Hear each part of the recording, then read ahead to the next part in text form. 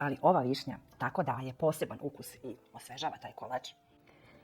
Voda ide na usta. Kiselo, slatko.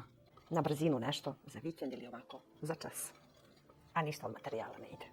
Danas imam domaće višnje, sezona je višanja, pa tako želim da napravim jedan predivan kolač. Biće to starinski kolač. Sigurna sam da i vi volite te kolače kao i ja. Pošto sam ja već pripremila namirnice, a vidite da jako malo namirnica ide, ovdje imam samo 400 grama brašna i sipaću sve u vanglicu. Pa ću ovako malo da napravim jedno udubljenje. I kvasac ide jako malo, samo možda nekih 4 grama, to je vrlo malo. I sipam malo mleka. Ovdje ima 100 ml, ali ja sipam sad samo malo zbog kvasca i dodajem šećer. 1 kašičica. I sad čekamo naravno kvasac da proradi. Pošto nema potrebe dugo da se čeka kvasac, ja ovdje imam 150 grama putera, naravno može i domaća mast. Ja ću da stavim lepo u mikrotalasnu, tako mi je brže i lakše. Samo na par sekundi da se otopi, pa ćemo da stavimo ovdje malo soli i treba nam oko 200 grama višanja očišćenih. To je sve. Žumanca 2, znači to je kompletan recept, jako malo namirnica.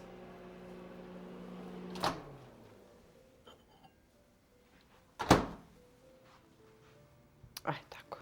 Samo da nije mnogo vreo, sipamo u kvasac i ovdje dodajem jednu malu kašičicu šećera, to je jako malo.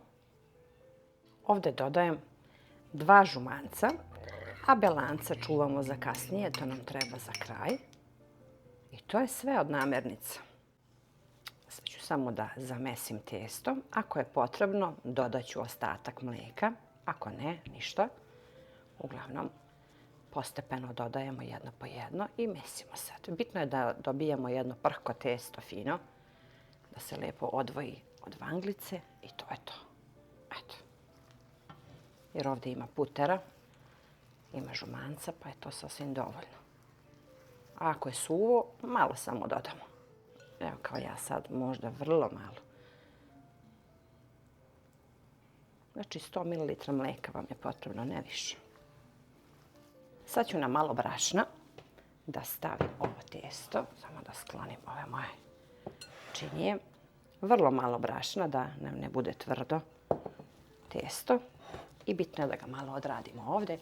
I odmah pravimo kolač, znači uopšte nema čekanja, nema narastanja. Malo ćemo da čekamo posle prepečenja i to je sve. Brzo se pravi.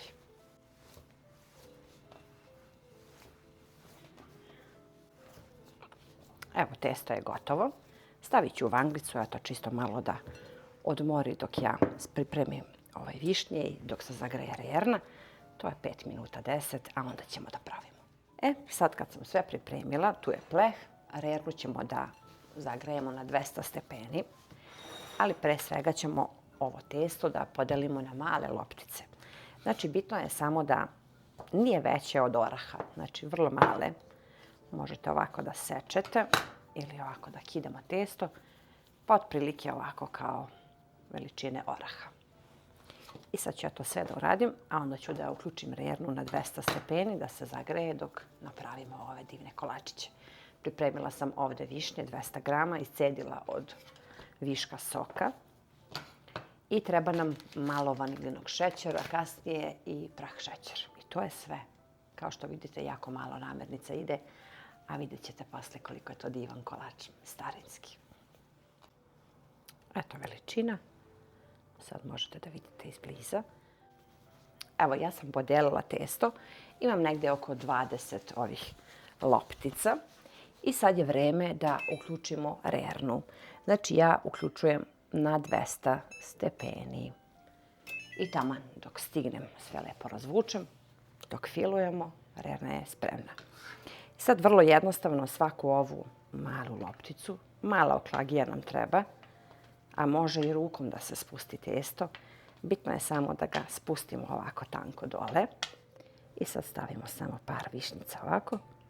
I samo umotamo najobičniju kiflicu. Stegnemo to.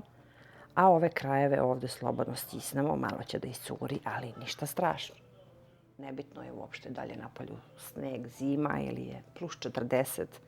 Ja verujem da svaka žena voli ove starinske kolače. Oni nekako imaju velik rok trajanja, pa može da se drže u kutiji, u frižideru sad kad je vrućina. I uvek imamo nešto slatko kad nam dođu gosti, a i ovako za svoju porodicu, uz kafu, uz čaj. Ovo su za mene najlepši kolači. Volim ja i kremaste, ali možda više leti, ali najviše volim ove starinske kolače. Ove prve koje sam radila, već se testo steglo, pošto ima putera, i onda možete malo ovako ručno da ih izdužite, da ne budu mnogo debele, nego da budu tanje. A i fino će da se stisne, tako da neće mnogo da nam curi ovaj sok. Sad možemo da ređemo u pleh. Ja sam već pripremila, stavila papir. Rerna je već topla. Pravimo malo razmak između. Trebalo bi da stane sve u jedan pleh. Ako ne, skupit ću malo, pa nebitno je. Evo, taman je stalo u jedan pleh. Sad mogu da nosim na pečenje.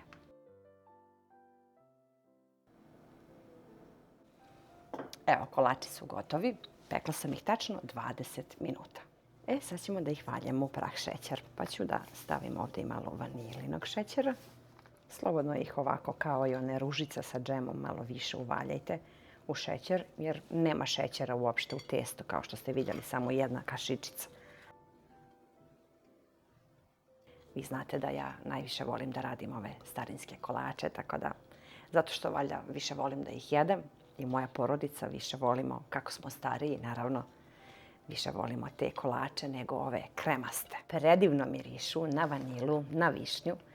Ja sam sigurna da i vi volite isto kao i ja ove predivne kolače, pa to se topi u ustima. Vidite kako je to fino, tanko testo, a unutra višnje.